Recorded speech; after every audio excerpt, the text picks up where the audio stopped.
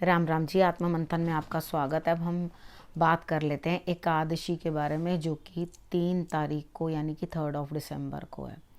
अब इस एकादशी के व्रत को रखने के लिए 10 तारीख को ही जो है रात से चावल खाने बंद कर देने चाहिए, चावल नहीं खाने चाहिए।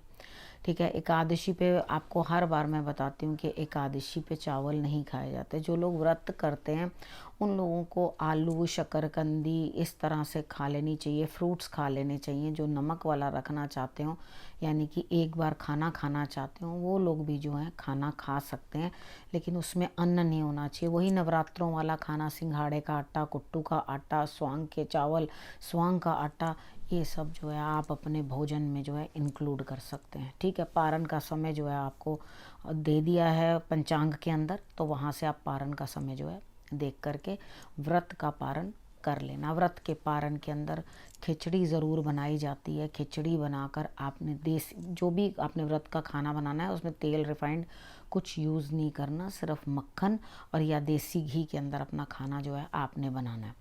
ठीक। यहाँ पर आपने जो सुबह भी आपने पारण के समय पर आपने जो कृष्ण भगवान को भोग लगवाना है वो आपने खिचड़ी ही बनानी है, और खिचड़ी को जो है आपने उनको भोग लगवाना है, और उसके बाद प्रसाद रूप में जो है पारण के समय आप लोग ले सकते हो, खा सकते हो उस खिचड़ी को।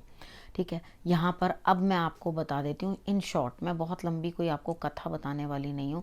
पहले उपाय बता देती हूँ आपने करना क्या है। देखो, धूप दीप जला लेना, और तुलसी की जो मंजरी होती है ना, यानी कि जो सीड्स ऊपर आ जाते हैं, ठीक है, उसको आपने तोड़ के वो आपने विष्णु जी को जो है अर्पण कर देने। अगर आपके पास विष्णु जी की पिक्चर नहीं है, तस्वीर नहीं है घर में, तो आपने करना क्या, कृष्ण भगवान को आपने जो है वो अर्पण कर देना।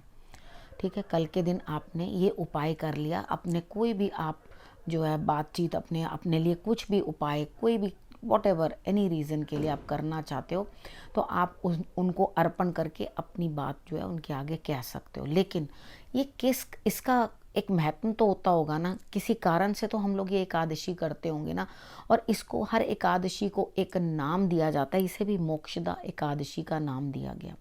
तो एक राजा था, उसका वेखानस नाम था। ठीक है। चंपक नगर का राजा था वो।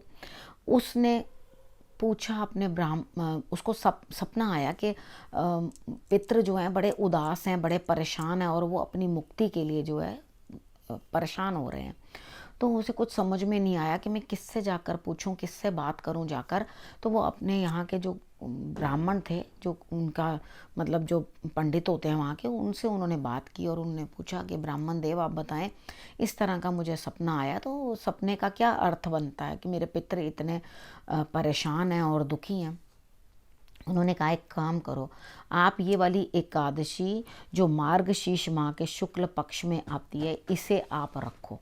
इस एकादशी को रखोगे तो आपके पितरों ने जो जो पाप किए उसके कारण वो जो कष्ट भोग रहे हैं, दुख भोग रहे हैं, उनसे उनको मुक्ति मिलेगी।